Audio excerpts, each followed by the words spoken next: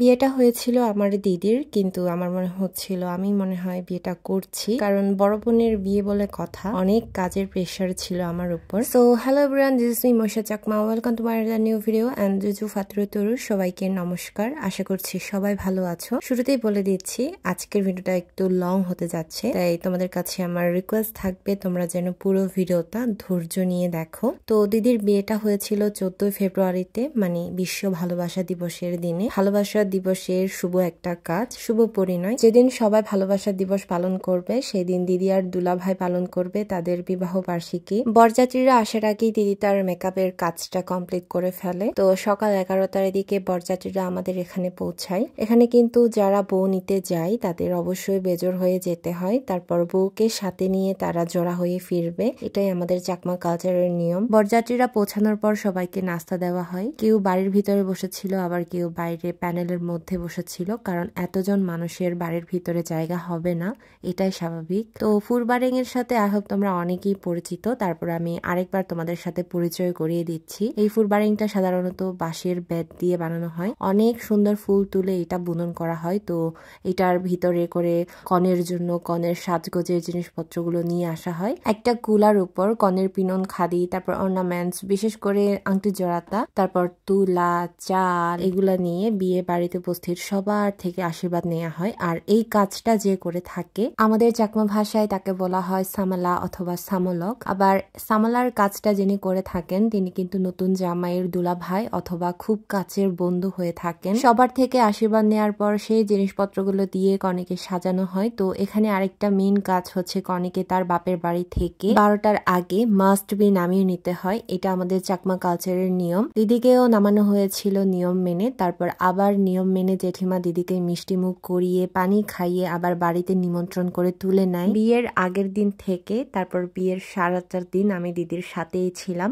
তো বাড়িতে ঢোকার পর দিদিকে ফটোশুট করানো হয়, তারপর আবার আমরা বাইরে চলে যাই দিদির ফটোশুট করানোর জন্য। আমাদের চাকমা কালচারে বিয়ে হলে কিন্তু জামাই বউ নিতে যায় না, শুধুমাত্র জামাইয়ের পক্ষরা বউ নিতে যায়। তার জন্য এখানে শুধু দিদির ফটোশুট করা হয়েছিল। তো এই জায়গাটা মেবি তোমরা অনেকেই চিনো, আমার অনেক ভিডিওতে তোমরা এই জায়গাটা দেখেছো হয়তো। ফটোশুট শেষে আমরা বাড়িতে চলে যাই, তারপর দিদির ড্রেস পাল্টানো হয়। আমাদের চাকমাদের ট্রেডিশনাল ড্রেস তকতকে লাল পিনন খাদি পরে দিদি সেজেছিল। তো দিদিকে এই তকতকে লাল পিনন খাদি দিয়ে কেমন লাগছে তোমাদের অবশ্যই কমেন্ট করে জানাবে। বিয়ে বাড়িতে সবাই বিয়ে খেতে যাবে, কিন্তু বিয়ের কনের সাথে ছবি তুলবে না, সেটা তো হয় না। তার জন্য এখানে সবাই দিদির সাথে ছবি তোলার জন্য একদম লাইন ধরেছিল, আর আমাকেও কিন্তু লাইনে দাঁড়াতে হয়েছিল দিদির সাথে ছবি তোলার জন্য। আমরা যখন ফটোশুট করতে গিয়েছিলাম সেই ফাঁকে কিন্তু অলরেডি খাওয়া দাওয়ার পর্বটা শুরু হয়ে গিয়েছিল। বলতে গেলে খাওয়া দাওয়া অলমোস্ট শেষই হয়ে গিয়েছিল, মানে আমরা একদম লাস্ট পর্যায়ে ছিলাম, যার জন্য আমি এখানে আমন্ত্রিত অতিথিদের তেমন একটা ভিডিও নিতে পারি নাই। একদম শেষ পর্যায়ে আমাদের সাথে যারা ভাত খেয়েছিল আমি শুধু তাদেরই ভিডিও ক্লিপ নিতে পেরেছি। তো এখানে অনেক দাদুরা বসেছিলেন, অনেক কাকারা ছিল,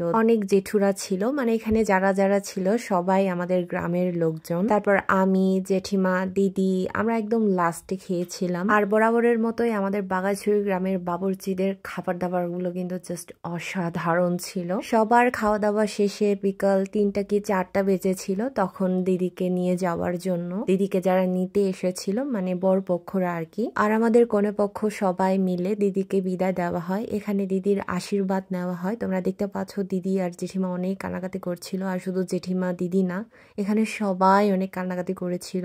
আমি নিজে অনেক কেঁদেছিলাম। আমি তখন অনেক ছোট ছিলাম যখন আমাদের ছেড়ে জেঠু চলে গিয়েছিলেন, মানে দিদির বাবা আর কি। তো আমি সেই দিনগুলো ভালোভাবে মনে করতে পারি না। যেদিন থেকে জেঠু আমাদের ছেড়ে চলে গিয়েছিলেন সেদিন থেকেই জেঠিমা একা দিদিকে মানুষ করেছিলেন। আমি জানি একটা মেয়ে হিসেবে আমি সেটা বুঝি যে দিদিকে বিদায় দেওয়ার সময় জেঠিমার অনেক কষ্ট হচ্ছিল, আর শুধু জেঠিমার না আমাদের সবারই অনেক অনেক অনেক কষ্ট হচ্ছিল। আমরা সবাই অনেক কান্নাকাটি করেছিলাম। দিদিকে যখন আশীর্বাদ করতে এসেছিল সেই দিন থেকে তার বিয়ে হয়ে যাওয়া পর্যন্ত আমি দিদির সাথেই ছিলাম। সে চেয়েছিল আমি যেন তার সাথে করে তার পাশে বসে তাকে দিতে যাই তার শ্বশুর বাড়ি। আমাদের চাকমা কালচারে এই বিয়ে নিয়ে কিন্তু অনেক রীতিনীতি আছে। তো সেই রীতিনীতি মেনে দিদিকে তার শ্বশুর বাড়ি বরণ করা হয়। দিদির শাশুড়ি যিনি, তিনি দিদিকে মিষ্টিমুখ করানোর পর পানি খাইয়ে দিদিকে তার শ্বশুর বাড়িতে গৃহপ্রবেশ করান। তোমরা যারা আমাকে ফলো করো, আমাকে যারা রেগুলার দেখো, তোমরা হয়তো জানো যে আমি জার্নি করতে পারি না। তো সেদিন আমার অবস্থা কিন্তু একদম 12টা বেজে গিয়েছিল, আমার মাথা ঘুরছিল, বমি বমি পাচ্ছিল, আমি বমি করতে পারছিলাম না। তেঁতুলের শরবত বানিয়ে দেওয়া হয়েছিল আমাকে, আমি সেটাও খেতে পারিনি। তারপর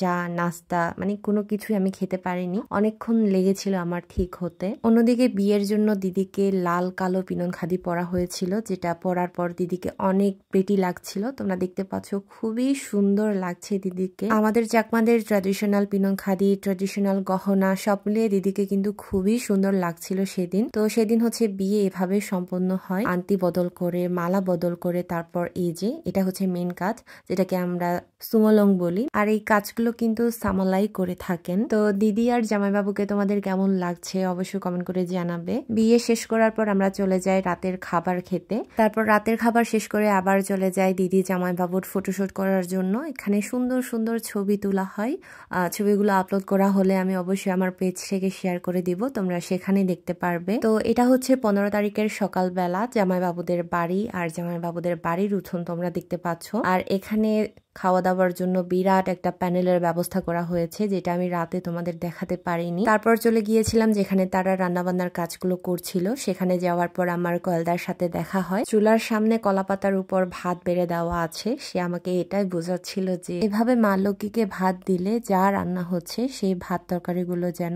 ভরা ভরা থাকে, লোকে খেয়ে যেন শেষ করতে না পারে। তারপর রুমে গিয়ে দেখি দিদি দুলাভাই অলমোস্ট রেডি হয়ে গেছে, আর আমি পরে নাস্তা করেছি, যেখানে বড়া পিঠা মিষ্টি দেওয়া হয়, আর এগুলা খেতে অনেক মজা হয়েছিল। তারপর চা খেয়ে আমিও রেডি হয়ে নিই। আর তোমরা আমার লুকটা দেখতে পাচ্ছ, আমি কালো শাড়ি পরেছিলাম, আর আমি মেকআপ ছাড়া শুধুমাত্র চুলটা সুন্দর করে বেঁধেছিলাম। আর আমার এই সুন্দর চুলটা বেঁধে দিয়েছিল নয়নতারা দি। সে হচ্ছে রাঙামাটি থেকে এসেছিল দিদিকে সাজানোর জন্য, অ্যান্ড সে খুবই সুন্দরভাবে দিদিকে সাজিয়েছিল, সাথে আমার চুলও বেঁধে দিয়েছিল। সে কিন্তু সোশ্যাল মিডিয়াতে তেমন একটা অ্যাক্টিভ না, তার কোনো পেজও নেই, তার জন্য তাকে অনেকেই চিনে না। সো তোমরা যারা তার সাথে যোগাযোগ করতে চাও, তাকে নিতে চাও তোমাদের বিয়ের দিনে, অবশ্যই আমার সাথে তোমরা যোগাযোগ করতে পারবে। দুপুরের খাওয়া দাওয়া শেষে চলে আসে বিদায় লগ্ন, যেখানে আমাদের কনে পক্ষ থেকে দিদিকে তার শ্বশুর শাশুড়ির হাতে তুলে দেওয়া হয়। আর দিদির শ্বশুর শাশুড়িও কিন্তু জামাইবাবুকে আমাদের কনে পক্ষের হাতে তুলে দিয়েছিলেন। আর এভাবে হচ্ছে দিদির বিয়েটা শেষ হয়ে গিয়েছিল। তো কেমন লেগেছে তোমাদের অবশ্যই কমেন্ট করে জানাবে। এর সাথে যদি আজকের ভিডিওটা ভালো লাগে তাহলে অবশ্যই লাইক কমেন্ট শেয়ার করে দিবে, আর আমাকে বেশি বেশি করে সাপোর্ট করবে। দেখা হবে নতুন আরেকটি ভিডিওতে, নতুন কোনো রেসিপি নিয়ে কিংবা এরকম কোনো সুন্দর ব্লগ নিয়ে। সে পর্যন্ত সবাই ভালো থেকো, সুস্থ থেকো, নিরাপদে থেকো। Tata bye.